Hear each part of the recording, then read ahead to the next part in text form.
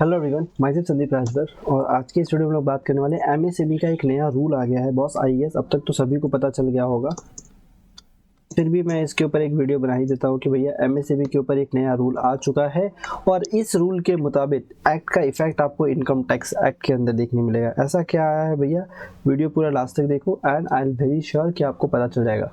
ठीक है, और देखते हैं एमएसएमई का एक सबसे अच्छा चीज़ है ना, एमएसएमई का 2 रिटर्न होता है, हाफ ईयरली रिटर्न जाता है आपका। ठीक है, जिसके बारे में बहुत कम लोग को पता होता है और बहुत कम लोग फाइलिंग करते भी है। एमएसएमई का सर्टिफिकेट सभी लेते हैं लेकिन फाइलिंग बहुत कम लोग करते हैं एमएसएमई का रिटर्न का। ठीक है, देखो जो न्यू रूल आ गया है ना, न्यू रूल क्या बोलता है, न्यू रूल बोल रहा है कि आपको विद इन 45 डेज आपको पेमेंट करने हैं। किसको पेमेंट करने हैं?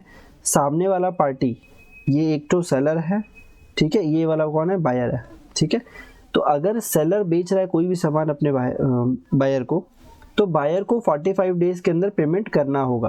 अब ये तभी करना होगा अगर सेलर के पास एमएसएमई का रजिस्ट्रेशन है, पहला कंडीशन। ठीक है, मतलब मेन यही कंडीशन है भाई, एमएसएमई में अगर तुम है ही नहीं तब तो तुम्हारा कोई मतलब ही नहीं बनता, तब तो तुम्हारे ऊपर एक्ट एप्लीकेबल ही नहीं है। ठीक है, अगर ऐसा नहीं करता है, ये 45 डेज के अंदर पेमेंट नहीं करता है, तो ये परचेस जो ये इसका एक तरीके का एक्सपेंसेस है, इस एक्सपेंसेस को एज ए इनकम ट्रीट कर लिया जाएगा और इनकम ट्रीट करने के बाद उसके ऊपर इनकम टैक्स चार्ज कर दिया जाएगा।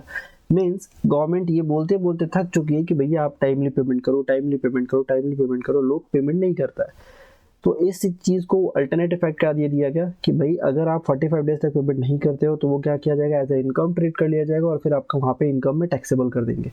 तो यहाँ पे अल्टीमेट नेगेटिव इम्पैक्ट आ रहा है। इस चीज़ का इम्पैक्ट क्या हुआ ना, आपका 16 फैब के बाद, 16 फैब से बेसिकली पहले मार्केट गुजरात साइड में पूरा डाउन चला गया, कोई खरीदने के लिए रेडी नहीं था, क्योंकि स्पेसिफिक नोटिस क्या था कि आपको 31 मार्च से पहले सारा पेमेंट क्लियर करना होगा। लास्ट ईयर तक का जितना हम लोग का बैलेंस शीट जाता था ना, बहुत लोग का, बहुत क्लाइंट ऐसा होता था जिसका बैलेंस शीट में लिखा रहता था कि अभी भी पेमेंट ड्यू है, 45 डेज के बाद भी, वो 180 डेज के बाद भी अमाउंट ड्यू दिखाता था लोग। तो इस चीज को लेकर गवर्नमेंट कोई एक्शन नहीं ले पाता था, क्योंकि सामने वाला पार्टी झमेला नहीं कर रहा है, कोई दिक्कत नहीं है, म्यूचुअल अंडरस्टैंडिंग वगैरह जो भी चल रहा था। तो जस्ट टू प्रिवेंट दिस, क्योंकि एमएसएमई बहुत स्मॉल सेक्टर होता है और इस स्मॉल सेक्टर में अगर छोटा सा भी कुछ इफेक्ट हो जाए ना तो पूरा कंपनी डगमगा जाता है। इस चीज़ को प्रोटेक्ट करने के लिए गवर्नमेंट ने ये एक अच्छा रूल लाया है, but at the same time थोड़ा सा हार्श चीज़ हो जाएगा। 45 डेज के अंदर पेमेंट हो पाना थोड़ा सा मुश्किल हो जाता है। ठीक है, क्योंकि आपके 45 डेज में तो कुछ दिन आपका वीकेंड निकलेगा, सैटरडे संडे निकलेगा, कुछ त्यौहार व्यवहार आके बर्बाद करता है। तो माल आप प्रिपेयर करोगे, भेजोगे, वापस बनाओगे, वापस भेजोगे, तो ये एक प्रोसेस में ना काफ़ी टाइम जाता है। पहले का टाइम जो था 120 दिन का था, जो कि काफ़ी था, बट अभी तो बहुत कम कर दिया गया है। ठीक है, तो इसका इम्पैक्ट आप 16 फैब के बाद लोग परचेज स्टार्ट कर दिया अगेन, बिकॉज 45 डेज का वो डेडलाइन नहीं एप्लीकेबल हो रहा था। ठीक है, सो आई होप ये पॉइंट आपको क्लियर हो गया होगा। अच्छा, एक चीज़ और ध्यान में रख लीजिएगा, अगर आप ये चीज़ नहीं करते हो, मतलब विद इन 45 डेज पेमेंट नहीं कर रहे हो, आप क्या करो, कोई एग्रीमेंट प्लान करो। ठीक है, एक एग्रीमेंट प्लान कर दिए परचेजर और सेलर के बीच में कि हम आपसे ये सामान खरीदते हैं और इसका पेमेंट हम इतने दिनों के बाद देंगे। ठीक है, ये सेपरेट चीज़ अब as per contract act deal किया जाएगा। ठीक है, तो यहाँ पे आपका एमएसएमई का प्रोविजन एप्लीकेबल नहीं होगा, बिकॉज अब ये पूरा का पूरा एज पर कॉन्ट्रैक्ट डील होगा, कॉन्ट्रैक्ट एक्ट के हिसाब से डील होगा। तो अगर आपको छोटा छोटा परचेस करना है, छोटा परचेस में तो आप नहीं करोगे भैया, 5,000 का परचेस करना है, उसके लिए आप एग्रीमेंट नहीं करने चाहोगे। इफ़ यू आर प्लानिंग कि भाई 50,000 1 लाख का पेमेंट करना है, सामान खरीदना है, और उसके लिए आप एक छोटा एग्रीमेंट कर सकते हैं कि भाई बेस्ड ऑन दिस एग्रीमेंट हमने इसका पेमेंट 180 डेज के बाद किया है, बेस्ड ऑन दैट पेमेंट हमने ये पेमेंट इतना टाइम के बाद किया हुआ है।